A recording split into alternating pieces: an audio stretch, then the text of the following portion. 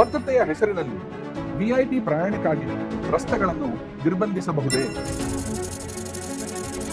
ಭಾರತೀಯರು ರಸ್ತೆಯಲ್ಲಿ ವ್ಯರ್ಥ ಮಾಡುವ ಸಮಯ ಎಷ್ಟು?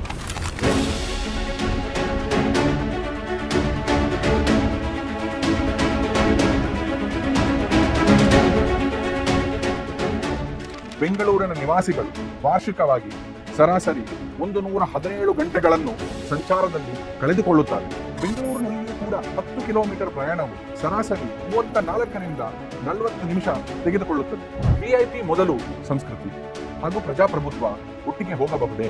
ವಿಐಪಿ ಸಂಚಾರ ನಿರ್ಬಂಧಗಳ ಸಂದರ್ಭದಲ್ಲಿಯೂ ಕೂಡ ಆಂಬ್ಯುಲೆನ್ಸ್ ಹಾಗೂ ಅಗ್ನಿಶಾಮಕ ಹಾಗೂ ರಕ್ಷಣಾ ವಾಹನಗಳನ್ನು ತುರ್ತು ಸೇವೆಗಳಿಗೆ ಆದ್ಯತೆಯನ್ನು ನೀಡಬೇಕು ಅನ್ನುವ ವಿಷಯವನ್ನು ತಿಳಿಸುತ್ತದೆ. ಭಾರತದ ಸಂವಿಧಾನ ಅಥವಾ ಯಾವುದೇ ಕಾನೂನು ಕೂಡ ಈ ವಿಐಪಿ ಸಂಸ್ಕೃತಿಗೆ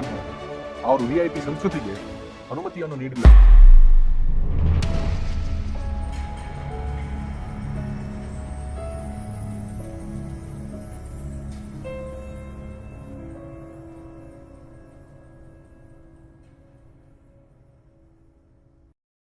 ನಗರ ಪ್ರದೇಶಗಳಲ್ಲಿ ವಿಐಪಿ ಸಂಚಾರಕ್ಕೆ ಆದ್ಯತೆ ನೀಡಬೇಕೇ ಅನ್ನೋದೇ ಇವತ್ತಿನ ಪ್ರಶ್ನೆ.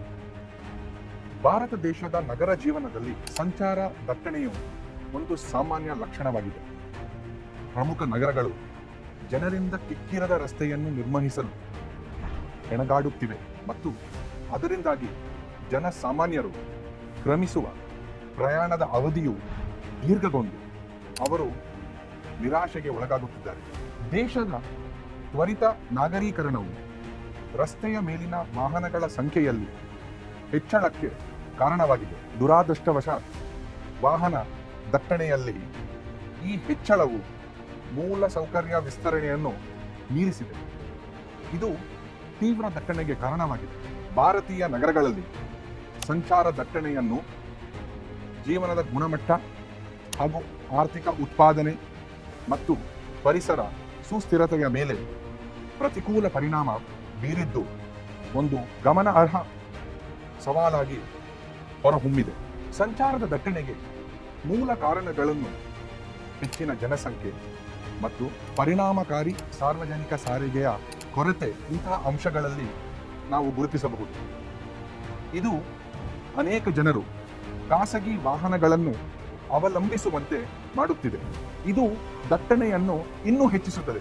ಹೆಚ್ಚುವರಿಯಾಗಿ ಹಾಗೂ ವಿಶೇಷವಾಗಿ ರಾಜಧಾನಿ ನಗರಗಳಲ್ಲಿ ಅತಿ ಗಣ್ಯ ವ್ಯಕ್ತಿಗಳು ಅಂದರೆ ವಿಐಪಿಗಳು ಅವರ ಸಂಚಾರಕ್ಕೆ ಆದ್ಯತೆ ನೀಡುವುದರಿಂದ ಸಂಚಾರಕ್ಕೆ ಗಮನಾರ್ಹ ಅಡಚಣೆ ಉಂಟಾಗುತ್ತಿರುವುದು ಕಂಡುಬರುತ್ತದೆ. ಈ ಸಮಸ್ಯೆ ಮತ್ತಷ್ಟು ಉಲ್ಬಣಗೊಂಡಿದೆ. ಭಾರತೀಯರು ರಸ್ತೆಯಲ್ಲಿ ವ್ಯರ್ಥ ಮಾಡುವ ಸಮಯ ಎಷ್ಟು? 2024ರ ಟಾಮ್ ಸಂಚಾರ ಸಂಚೋಕದ ಪ್ರಕಾರ ಕೋಲ್ಕತ್ತಾ ನಗರವು ಏಷ್ಯಾದ ಅತ್ಯಂತ ಜನದಟ್ಟಣೆಯ ನಗರವೆಂದು ಗುರುತಿಸಲಾಗಿದೆ. ಅದು ಬೆಂಗಳೂರನ್ನು ಹಿಂದಕ್ಕಿದೆ. ಕೋಲ್ಕತ್ತಾದಲ್ಲಿ ಸರಾಸರಿ ವೇಗ ಗಂಟೆಗೆ ಕೇವಲ 17 ಕಿಲೋಮೀಟರ್ ಆಗಿದ್ದು 10 ಕಿಲೋಮೀಟರಿನ ಪ್ರಯಾಣ 34ರಿಂದ 40 ನಿಮಿಷಗಳಿಗೆ ಹೆಚ್ಚು ಸಮಯ ತೆಗೆದುಕೊಳ್ಳುವಂತಾಗಿದೆ. ಇದೇ ರೀತಿ ಬೆಂಗಳೂರಿನಲ್ಲಿಯೂ ಕೂಡ 10 ಕಿಲೋಮೀಟರ್ ಪ್ರಯಾಣವು ಸರಾಸರಿ 34ರಿಂದ 40 ನಿಮಿಷ ತೆಗೆದುಕೊಳ್ಳುತ್ತದೆ. ಆದರೆ ಪುಣೆಯಲ್ಲಿ ಅದು ಇನ್ನೂ ಕಡಿಮೆಯಾಗಿದೆ ಹಾಗೂ ಬೇರೆ ಬೇರೆ ನಗರಗಳಲ್ಲಿ ಇನ್ನೂ ಉತ್ತಮವಾಗಿದೆ. ಈ ಟಾಮ್ ಸಂಚಾರ ಸಂಚೂಕವು ಭೌತಿಕ ರಸ್ತೆಯ ಮೂಲಸೌಕರ್ಯ ಮತ್ತು ನಗರ ವಿನ್ಯಾಸಗಳಂತಹ ಸ್ಥಿರ ಅಂಶಗಳನ್ನು ಹಾಗೂ ಸಂಚಾರದ ದಟ್ಟಣೆಗೆ ಸಮಯ ಅಂದರೆ ಪೀಕ್ ಅವರ್ ಟ್ರಾಫಿಕ್ ಹಾಗೂ ಹವಾಮಾನ ಪರಿಸ್ಥಿತಿಗಳು ಮತ್ತು ನಗರದ ಚಲನಶೀಲತೆಯ ಆ ಮಾದರಿಗಳನ್ನು ಕೂಡ ಸೇರಿದಂತೆ ಕಾರ್ಯಾತ್ಮಕವಾಗಿ ಆ ಅಂಶಗಳನ್ನು ಬಳಸಿಕೊಂಡು ದಟ್ಟಣೆಯನ್ನು ಮೌಲ್ಯಮಾಪನ ಮಾಡುತ್ತದೆ. ಈ ವರದಿಯು ಈ ಅಗತ್ಯತೆಯನ್ನು ಒತ್ತಿ ಹೇಳುತ್ತದೆ. ದಿನನಿತ್ಯದ ಪ್ರಯಾಣವನ್ನು ಹೆಚ್ಚು ಪರಿಣಾಮಕಾರಿಯಾಗಿ ಮಾಡಬಹುದು ಎಂಬುವ ಅಂಶವನ್ನು ಕೂಡ ಈ ವರದಿ ಹೇಳುತ್ತದೆ. ಒಟ್ಟಾರೆ ಇದರಿಂದ ಜೀವನದ ಗುಣಮಟ್ಟವನ್ನು ಹೆಚ್ಚಿಸಬಹುದು. ಈ ವರದಿಯು ಜನದಟ್ಟಣೆಯು ಸಂಚಾರದಿಂದಾಗಿ ವಾರ್ಷಿಕವಾಗಿ ಕಳೆದುಕೊಳ್ಳುವ ಸಮಯವನ್ನು ಎತ್ತಿ ತೋರಿಸುತ್ತದೆ. ಬೆಂಗಳೂರಿನ ನಿವಾಸಿಗಳು ವಾರ್ಷಿಕವಾಗಿ ಸರಾಸರಿ 117 ಗಂಟೆಗಳನ್ನು ಸಂಚಾರದಲ್ಲಿ ಕಳೆದುಕೊಳ್ಳುತ್ತಾರೆ.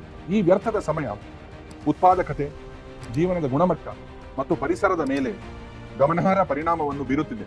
ಸಂಚಾರದಲ್ಲಿ ದೀರ್ಘಕಾಲ ಕಳೆಯುವುದರಿಂದ ಒಟ್ಟಾರೆ ಉತ್ಪಾದಕತೆ ಕಡಿಮೆಯಾಗುತ್ತದೆ ಹಾಗೂ ದೈಹಿಕ ಮತ್ತು ಮಾನಸಿಕ ಯೋಗಕ್ಷೇಮದ ಮೇಲೆ ಪರಿಣಾಮ ಬೀರುತ್ತದೆ. ಹೆಚ್ಚುವರಿಯಾಗಿ ಸಂಚಾರದಲ್ಲಿ ನಿಷ್ಕ್ರಿಯವಾಗಿರುವ ವಾಹನಗಳು ಹೆಚ್ಚಿನ ಮಟ್ಟದ ವಾಯು ಮಾಲಿನ್ಯಕ್ಕೂ ಕೂಡ ಕಾರಣವಾಗುತ್ತದೆ. ಇದು ಪರಿಸರದ ಸಮಸ್ಯೆಗಳನ್ನು ಇನ್ನೂ ಹೆಚ್ಚಾಗಿ ಉಲ್ಬಣಗೊಳಿಸುತ್ತದೆ. ಕಳಪೆ ಮೂಲಸೌಕರ್ಯ ಮತ್ತು ಹೆಚ್ಚುವರಿ ವಾಹನಗಳಿಂದ ಉಂಟಾಗುವ ಸಂಚಾರಿಕ ತೊಂದರೆಗಳು. ವಿಐಪಿ ಸಂಚಾರದಿಂದ ಈ ಅಡಚಣೆಯು ಇನ್ನೂ ಜಟಿಲಗೊಳ್ಳುತ್ತಿದೆ. ಗಣ್ಯರ ಸುಗಮ ಸಂಚಾರಕ್ಕಾಗಿ, ಅವರ ಅನುಕೂಲಕ್ಕಾಗಿ ರಸ್ತೆಗಳನ್ನು ಹೆಚ್ಚಾಗಿ ನಿರ್ಬಂಧಿಸಲಾಗುತ್ತಿದೆ. ಇದು ಈಗಾಗಲೇ ಅತಿಯಾದ ಕೋರಿಕೆ ಇರುವಂತಹ ರಸ್ತೆಗಳ ಮೇಲೆ ಇನ್ನೂ ಕೂಡ ಮತ್ತಷ್ಟು ಒತ್ತಡವನ್ನು ಒಳಪಡಿಸುತ್ತಿದೆ.